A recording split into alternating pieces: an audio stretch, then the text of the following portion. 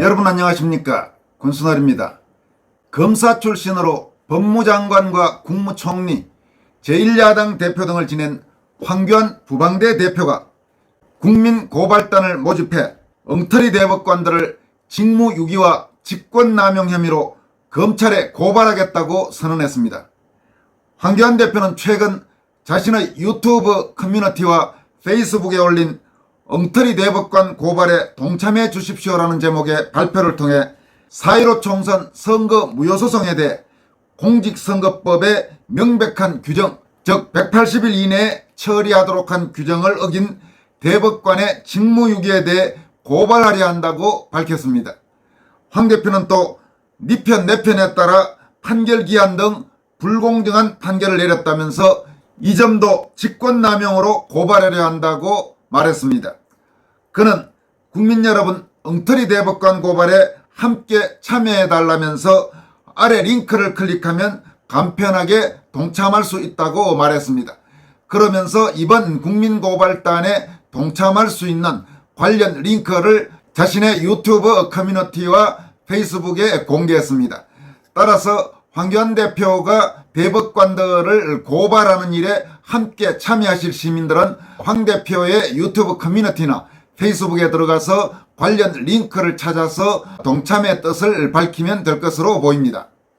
황 대표는 또 이번 대법관 고발과 관련해 검찰의 수사를 촉구하는 글도 실었습니다. 그는 대법원은 틀렸다. 선거 무효소송 시기는 법을 어겼다. 절차는 제대로 심리도 하지 않았으며 결과는 국민 뜻에 반하는 엉터리 판결이었다고 비판했습니다. 이어서 4.15 총선과 관련해 공직선거법상 180일 이내에 끝냈어야 할 판결이 법을 무시하는 대법원에 의해 이미 3년이 넘어가도록 처리되지 않고 있다고 지적했습니다. 황 대표는 대법원은 2022년 7월 28일 민경욱 전 의원이 제소한 선거 무효소송 판결에서 4.15 총선이 부정선거였음을 입증하는 수많은 가짜 투표지들이 재검표 과정에서 확인됐음에도 불구하고 그러한 부정을 실행한 주체가 누구인지를 민경욱 의원이 증명하지 못했다는 이유로 민경욱 전 의원의 재판을 기각했다면서 부정선거의 주체가 누구인지 밝히는 일을 어떻게 일반인이 할 수 있겠는가? 그것은 불가능한 일이다. 오히려 법원이 재판 과정에서 밝혀야 하는 것이다. 이것이 법치 아닌가라고 물었습니다. 황 대표는 당시 대법원 재판정에는 인천 연수원 투표소 투표관리관에 중요한 증언이 있었다. 투표관리관의 도장이 시뻘겋게 문드러져서 도저히 누구 도장인지조차 알 수 없는 도장이 개표한 1900여 표 가운데 무려 1000표 이상이 나왔던 사실에 대해 그 투표소에서 투표관리관으로 책임을 맡았던 당사자까지 법정에 출두하여 자신은 4.15 총선 당시 그런 이상한 불법 도장을 찍은 적도 없고 또 그런 도장이 찍힌 투표용지를 본 적도 없다고 증언을 하기까지 했다면서 그렇다면 최소한 도대체 누가 어디서 그런 이상한 불법 도장을 찍은 가짜 투표지를 만들어 투표함에 넣었는지는 제대로 밝혀야 하지 않겠는가라고 강조했습니다. 그는 그런데 어떻게 이러한 사실을 밝히는 수사가 아직까지도 진행되지 않는 것인가라면서 정의는 누가 지키는 것인가? 부정선거를 실행한 주체가 누구인지를 밝히는 일, 민주주의를 무너뜨리려는 세력이 누구인지를 밝히는 일, 그것이야말로 바로 검찰이 해야 할 일 아닌가라면서 검찰의 존재 이유가 거기에 있는 것이 아닌가라고 강도 높게 반문했습니다. 황교안 대표는 지난 5월 12일에는 4.15 총선 비례대표 선거와 관련한 선거 무효소송 재판이 처음으로 열렸다. 비례대표 선거 무효소송 관련해서는 그동안 딱 한 번 변론 준비 기일이 2021년 9월에 있었는데 당시 민유숙 대법관이 법정에서 도망치듯 뛰쳐나간 것으로 유명한 사건이라면서 그런데 이번 재판에서 주심 민유숙을 비롯한 조재현, 이동원, 천대엽 대법관은 원고의 모든 증거 신청을 일괄 기각하고 변론을 종결시켰다. 그리고 나서 판결 선고기일은 추후에 알려주겠다고 했다.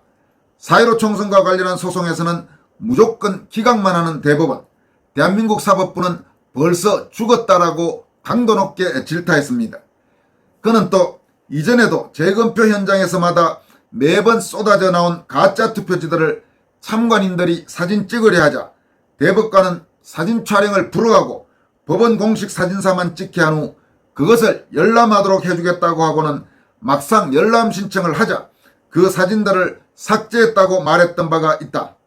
또한 제가 알고 있는 정보에 의하면 대법관들이 4.15 총선 선거 무효소송과 관련한 당시 대법관 회의에서 126건이나 되는 많은 소송이 접수되었으니 그중 5건만 시범적으로 재검표를 하기로 결정했다고 한다. 너무 건수가 많다는 이유로 라면서 이게 도대체 말이나 되는가? 예를 들어 국보급 문화재 126점을 도둑맞았는데 도둑맞은 개수가 너무 많으니 5점만 도둑맞은 것으로 하자는 것과 똑같은 얘기가 아닌가라고 질타했습니다. 이 부분은 여러분들에게 다시 한번 말씀드리겠습니다. 상당히 의미 있는 비유입니다. 국보급 문화재 126점을 도둑맞았는데 도둑맞은 개수가 너무 많으니 5점만 도둑맞은 것으로 하자는 것과 똑같은 이야기가 아닌가. 대법관들의 행태가 바로 이와 유사하다는 이야기입니다.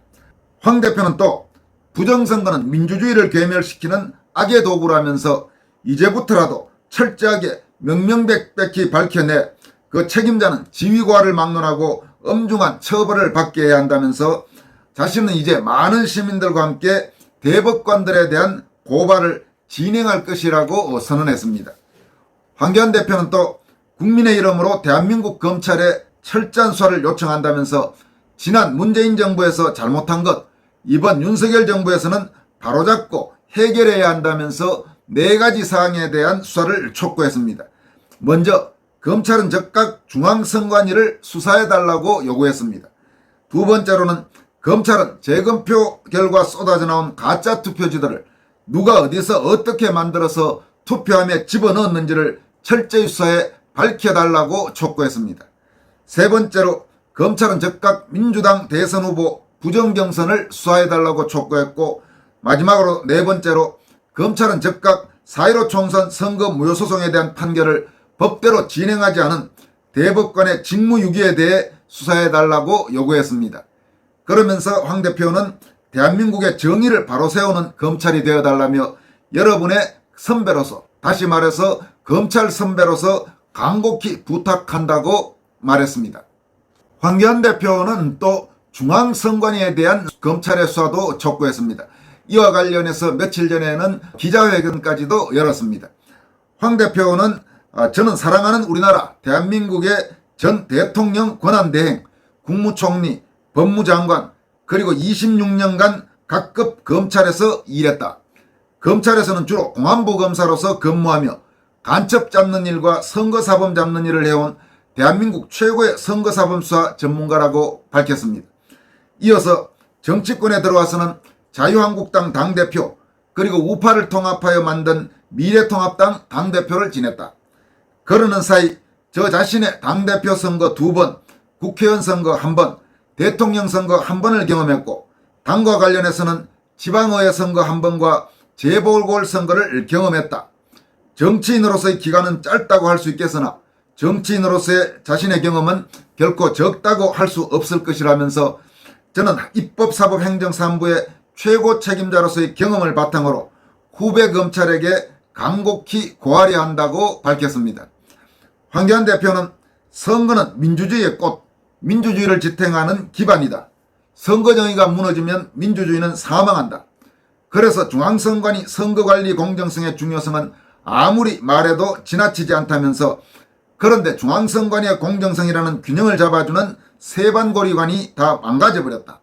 도덕적 불감증, 이념적 편향, 정치적 중립성 상실로 인해 망가진 세반고리관으로 인해 균형 감각을 잃어버렸다.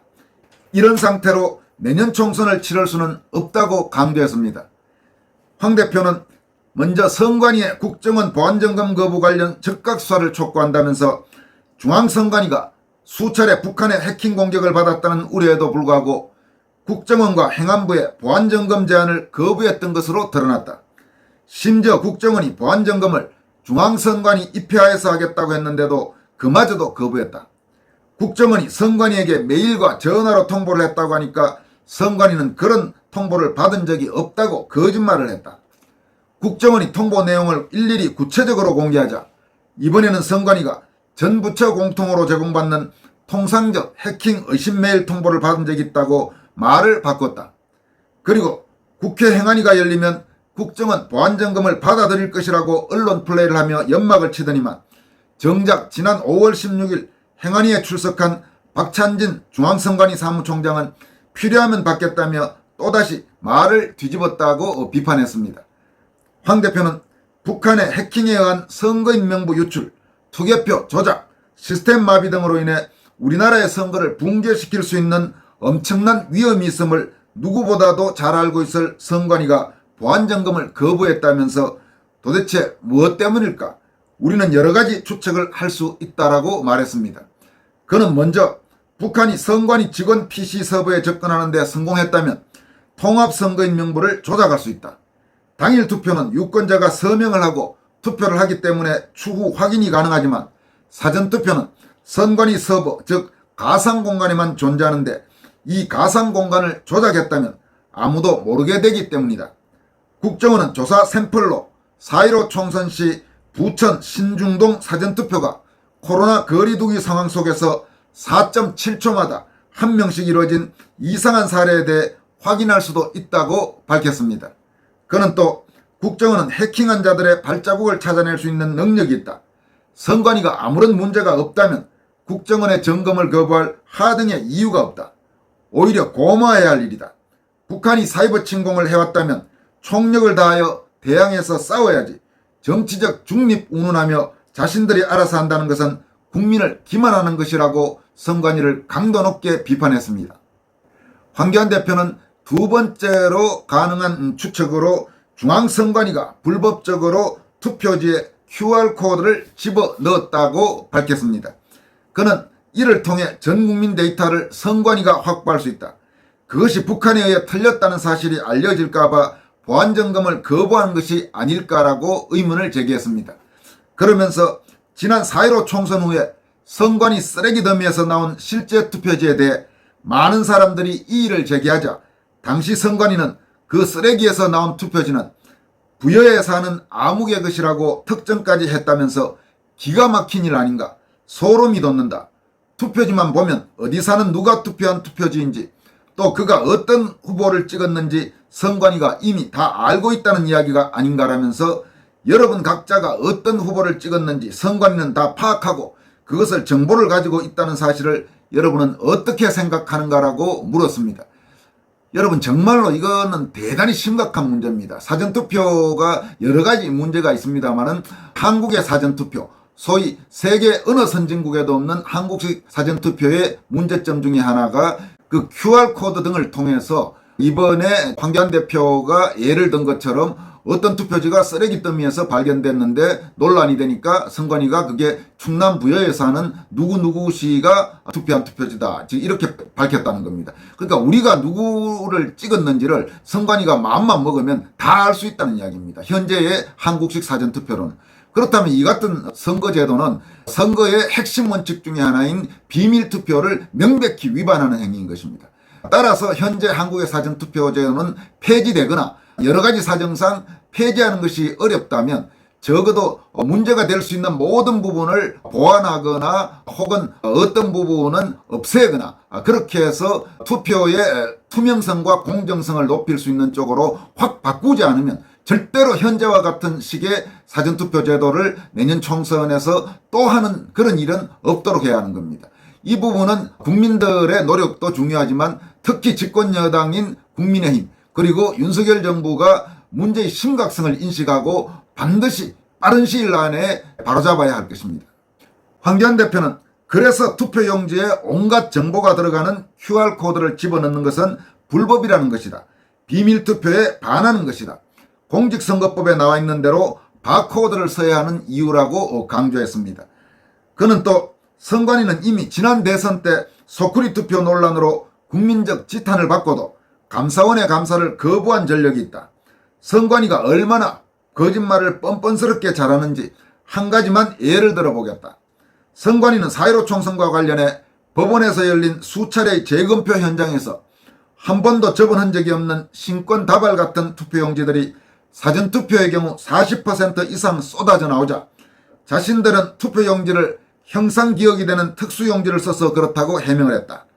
이런 내용으로 선관위가 공식 홍보 동영상까지 만들어 배포했다는 사실이 믿어지는가? 만약 그렇다면 모든 투표용지가 다 접은 흔적이 없어야지 왜 40% 정도만 없는가? 흔적이 남아있는 나머지 용지들은 다 무엇인가라면서 현재 전세계 형상기억종이는 없다. 이런 거짓말 제조기인 선관위의 말을 우리가 어떻게 믿을 수 있겠는가라고 비판했습니다. 황 대표는 또 자신은 대법원에서 진행된 재검표 현장에서 나온 수많은 부정선거의 증거들을 자신의 눈으로 똑똑히 보았다. 그리고 확신하게 됐다. 지난 4.15 총선은 부정선거였고 그 주범이 중앙선관위였다는 것을, 그렇기 때문에 당연히 받아야 할 국정원의 보안점검조차도 거부하고 있다는 것을 이라고 말하면서 이제는 다른 방법이 없다. 검찰의 강력한 수사로 정의를 밝혀야 한다고 검찰의 수사를 촉구했습니다. 황 대표는 또 선관위 고위직 자녀 아빠 찬스 채용에 대한 수사를 촉구한다면서 최근 선관위의 사무총장 2명, 또 얼마 전 사표를 낸 사무차장까지 해서 이런 선관위 고위직들의 자녀가 지방공무원에서 선관위 경력직으로 채용돼 특혜 의혹을 받고 있다. 선관위의 경력직은 선관위 고위층 자녀들이 아빠 찬스를 사용하는 세습직이라는 사실에 청년들은 분노하고 있다면서 국회의원들조차 두려워하는 견제받지 않는 절대 권력, 최상층 포식자인 선관위는 절대 자신들의 힘으로는 바로잡지 못한다라면서 검찰 수사만이 답이라고 촉구했습니다. 황교안 대표가 이번에 밝힌 대로 대법관들에 대한 수사, 또 선관위에 대한 수사, 이 부분은 대한민국의 민주주의와 정의를 위해서는 반드시 필요한 절차가 되고 있습니다. 황 대표가 대법관들에 대한 고발은 국민고발단을 모집해서 함께 고발하겠다고 밝힌 만큼 관심이 있는 분들은 황교안 대표의 유튜브 커뮤니티나 페이스북에 들어가 보시면 고발에 동참하는 양식이 나와 있습니다. 그 양식에 필요한 사항들을 기재하면 황교안 대표를 대표 고발인으로 해서 대법관들에 대한 검찰 고발이 진행될 수 있을 것 같습니다. 공안검사 출신으로 법무장관과 국무총리 그리고 대통령 권한대행과 제1야당 대표를 지낸 황교안 부방대 대표가 벌이고 있는 대법관들 또 선관위에 대한 투쟁, 이 부분에 대해서 많은 국민들의 호응이 있기를 기대합니다. 여기까지 하겠습니다. 고맙습니다.